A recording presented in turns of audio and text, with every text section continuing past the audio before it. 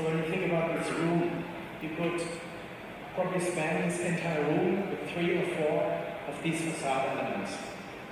If you wanted to do this in glass, you would need to put structure every meter 20 or 2 meter 40, then the glass would be heavy, you have to support it, you have to subdivide it, everything becomes heavy, becomes energy intense, it becomes costly. And so this was a very lightweight and very environmental friendly solution to bring light and air into the building, and at the same time created these spaces that are contemporary spaces. So this space, built in 2008, was not possible in 10 years earlier, 20 years earlier. So this represents in 2008 state-of-the-art architecture of material, of science, of design tools. And now it's 10 years later, so I hope now we can come up with new things that represent today. And so every project we try to think about the future. We try to think about the past and try to offer a future. So when you think about the hotel of the future, I'm so bored, I stay in a lot of hotels, and every hotel I come into, I can walk through with closed eyes. I know exactly where the bathroom is, I know where the bed is, I know where the little desk is, you plug in your computer, I know where the lobby is, I know where the breakfast room is. They're all the same. It's a rubber stamp model of hotel. And the hotel doesn't talk about where it is, doesn't even talk about what age you live in. The hotels, most of the hotels, 90% of hotels, make you feel like you live in 1920s France, with like Baroque chandeliers and French furniture, etc., etc. So it tries to create this world that is firstly not desirable, but also not real. So with this project, we try to find out what would a hotel be in the future. And I can't go into details of these projects today, but think about what is the hotel of the future. What is the school of the future? Schools for hundreds of years have been square boxes, teacher at the front, students in the back, I talk and listen. But the 21st century is completely different. Children, they're all connected with 20 friends at the same time. They're in virtual reality, they play games, they communicate via Skype, they draw on iPads. So the school also has to change.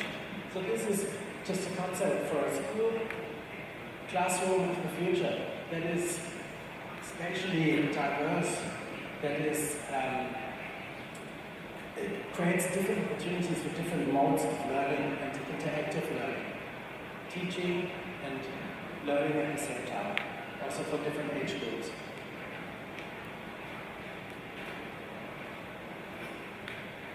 The home of the future. Home, similar to hotels. When you look around the homes here with Greek columns and French windows, like we don't live in Greece, we don't live in France. We live in the 21st century in one of the fastest growing Asian cities in the world. So I want to think when I build a home about what are the technologies available to us, how do they connect between nature, between inside and outside, and how do they connect to us. The office of the future. In the background here, you see the office of the past. So this is a German government office, a square box with tiny little windows. So if you put your politicians into a square box with tiny little windows, what sort of government will you get? And what sort of country will you be? So we created a new office for the German government, for the Green Climate Fund, in front of the old office, which is all about light, air, communication, circulation, moving around. So instead of sitting in your office with a cup of coffee, you move around, you talk to other people, and you talk about the future of your country. At night, the building turns into something else, the lighting comes on. These algae tubes, there's a technology that uses biotechnology to create energy through little algae tubes. They glow at night. Then again, the topic of hotels and resorts. This is in Jeju Island in Korea. Very large scale resort, and we've seen all the resorts around Vietnam. Big square boxes with tiny little rooms, tiny little windows. So this is about having landscape integrated into the hotel, having terraces that you can step out and enjoy the view, can share with other people, and lush gardens that surround it. And interiors that actually have to do with the country, with the location, but with the location now, not 500 years ago. So here we collaborated with Korean artists and artisans to create rooms that reflect contemporary Korea, not 1,000-year-old Korean temples, Korea now, Korean fashion. A sports stadium. 90% of all sports stadia in the world are isolated like sculptures in the middle of nowhere. This stadium in Addis Ababa in Ethiopia is integrated into its urban fabric. It creates a whole precinct, creates a stadium, sports academy, tennis center, aquatic center, sports hotel. All these elements talk to the surroundings and create a precinct that people can visit, can enjoy, and can celebrate sport. And at the same time, being in Ethiopia, in Africa, has to be very cost effective, has to be easy to build, and it has to somehow reflect the joy, the colors, the materials, and the life of these people. The City of the Future, a very ambitious project in Abu Dhabi, where we designed, maybe we should get back one, we were part of a city that is based on zero carbon footprint, zero waste, zero emissions, and zero cars. And we were lucky to win the competition for the center of the city. The competition was asking for a building in the center of the city, for a hotel and conference center. And we said, the center of the city cannot be a building. The center of the city has to be a space. So it's not an object, it's a space, it's a public space. We created this amazing public space surrounded by buildings.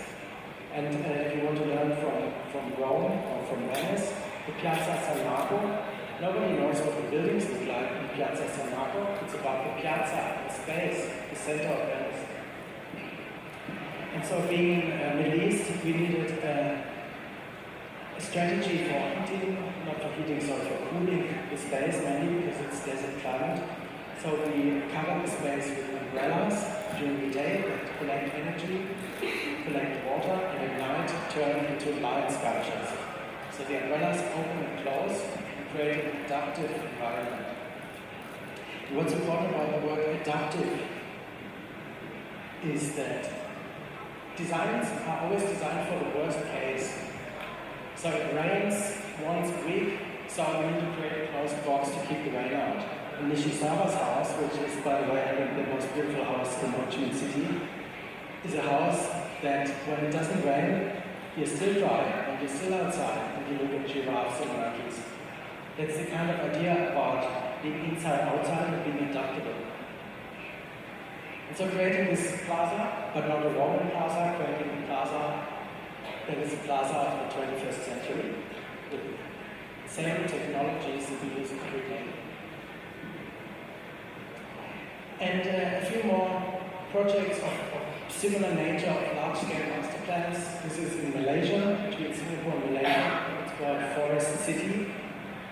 And it's a very ambitious project with lots of square meters residential and hotels. And we based it around this idea that yes, it's big, but it's about public space. It's about green space, it's about views, it's about communication.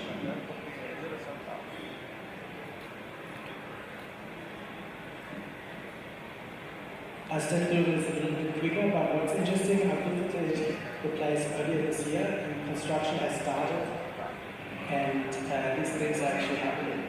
So quite often we're involved in the early stages, and the early stages, in a way, are the most important because we shape the whole future of the project in the first 2 weeks of the project. Another project that is even bigger and even crazier in Hainan Island, South China. And this 5 years ago, we didn't think that they were actually going to build this. It's an artificial island based on a flower, but they have built the entire island. and actually bigger than it was designed. And all the buildings on the island by many different architects from around the world are under construction.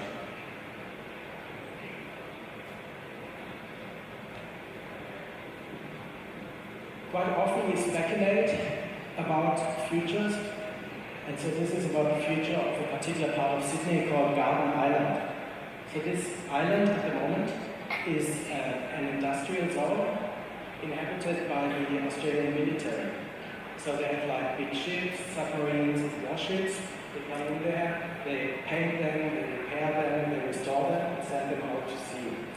And so we thought, isn't it an amazing potential in the middle of Sydney with views to the Opera House, walking distance to the CBD. Maybe there's a better use for this area, and we figured we can build 5,000 apartments on this land, probably more, for the price of $3 billion. And then we found that one submarine on this site also costs $3 billion. Imagine that, one submarine, same price as 5,000 apartments. So this is the conversion, the headland with a maritime museum, with floating pools, with waterfront, residential component, hotels, harbors, and the cruise ship terminal. The big cruise ship terminal. And when I first came to Saigon, I thought, what a beautiful city with a beautiful river, but you can't get to the river. You can't enjoy the river. There's no public areas, steps, boardwalks, restaurants. In any other country, that would be the most attractive place. And so when you think about these sort of spaces of enjoying the foreshore, the river or the ocean foreshore, I think that's a big topic for Vietnamese cities. It's something that we can think about, that we can speculate about the future of waterfront in Vietnam.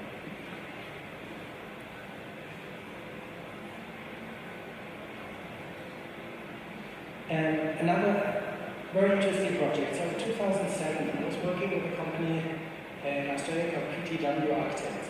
My last project in this company was to design 1,200 apartments in Ho Chi Minh City. And these are the competition drawings. So this is 12 years ago. And the idea was where 90% of all residential towers have square boxes, tiny windows, small balconies, no views. Why don't we create a big park, a big garden, and create a city in that garden? That's why it's called City Garden. Why don't we create buildings that are shaped like water drops? The water drops merge with each other and create kind of groups of towers. So you can see inside the layouts are rectangular layouts. They're very nice, very practical, beautiful apartments. But you have a continuous curve in the outline with continuous balconies. You have amazing views and you have amazing kind of soft edge. And so this is my 3D model from 2007. And again, I wasn't sure whether I ever want to build it or not. But when I came back in 2014, it was built exactly like that.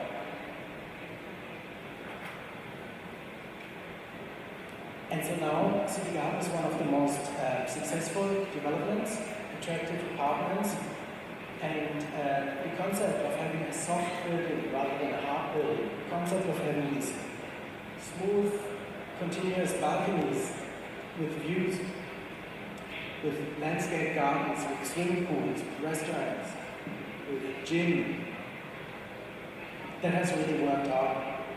And if you compare this to all the other towers of the city, it stands out, it creates an iconic image, it creates an amazing quality of life, and in my opinion, creates the future of residential high-density architecture.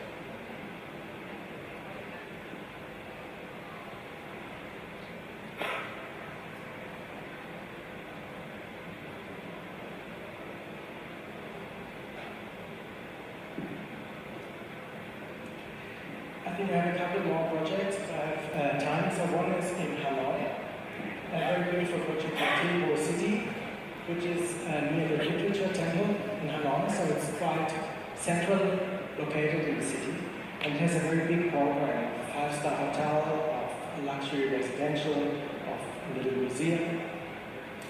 And we didn't want to build one big block that kind of destroys the scale of the city. We wanted to create a building that at the same time relates to the small-scale surroundings and creates a new typology. So we created this typology, which is very fluid, and in a way, we actually link this to the French villas in Hanoi. It doesn't look like a French villa, but it has the same build-up as a French villa. When you look at the different levels, the ground floor, which is public, the piano mobile, and the setback at the top. It also relates to curved lines that you find in Art Deco architecture. So all these elements from history we know about, and we understand and we integrate them, but for the future. Yeah, I'll come to an end at some stage. So, very big program with a huge retail mall underneath, but retail also has to be about experience. How do you move through the space? People don't want big, black or white shopping malls that are air conditioned and have no quality of space and yeah. People want to move through these spaces. They want natural light. They want green. They want small shops. They want to sit inside, outside. When it rains, then a few drops of water come in. It's not that bad. So creating these public spaces surrounded by semi-public spaces like hotels and private apartments. And the kindergarten in Wind City that was recently completed on a beautiful lake.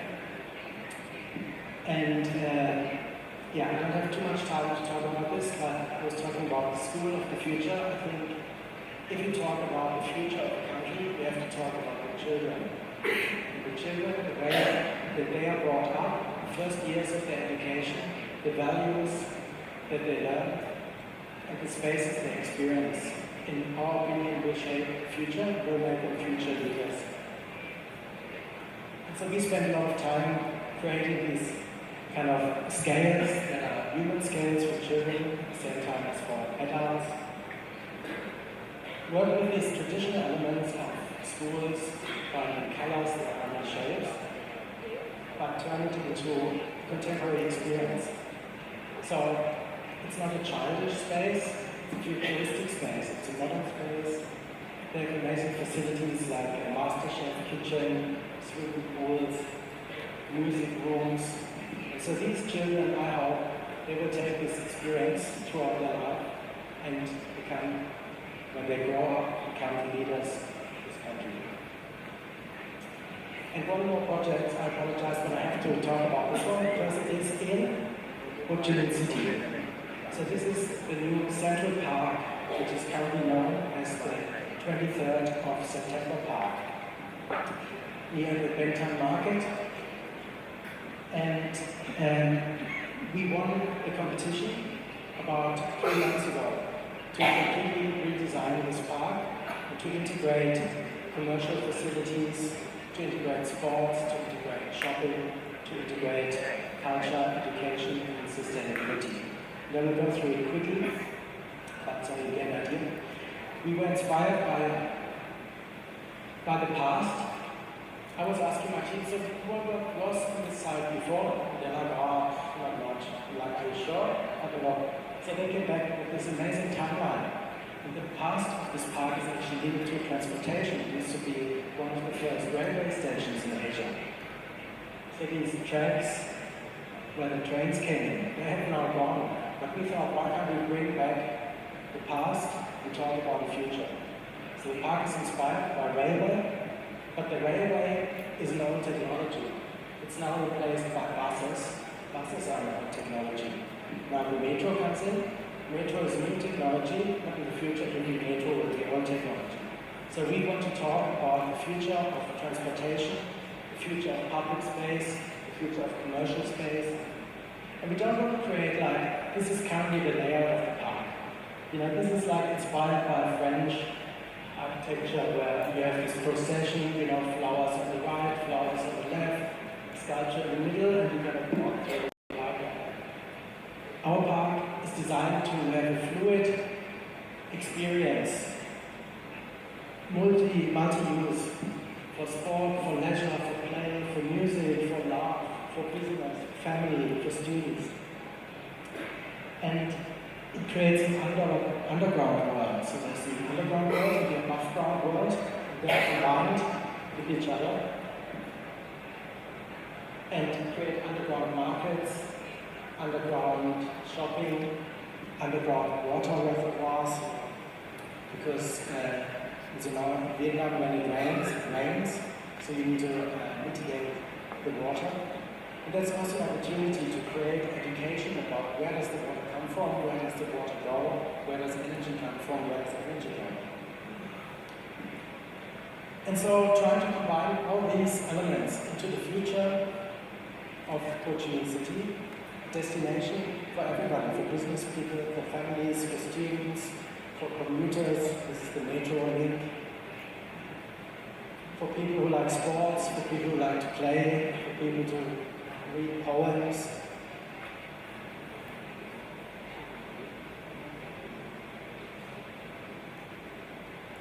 A bicycle and skating track running around the park. Then we have these sculptures, these red lines. There they are train rails. The train rails are remembered as a sculpture. And the nighttime economy, I mean, all over Asia, we don't have that much in Germany or in Australia. In Asia, the sun goes down and the city comes alive. That is really amazing. And so we want to capture this element of nighttime, of markets, of fun, of music, of karaoke, of play, interactive play. Playful, lighting, enjoyment. You can see the railway tracks. The former railway tracks, illuminated. And we bought from our own project with these umbrellas, sustainable beacons that collect energy, collect water, and dissipate light at night. So, maybe with this image, or one more I want to leave you. This is the area night view. I think for all architects here, we are architects, for students, or hopefully some developers can talk to me afterwards. But I think architecture is really the one art form that translates between nature and technology and us humans. So put these three things together. We research nature, we research technology, and we combine it to bring the future to humankind. So with this, I want to leave you, and thank you very much.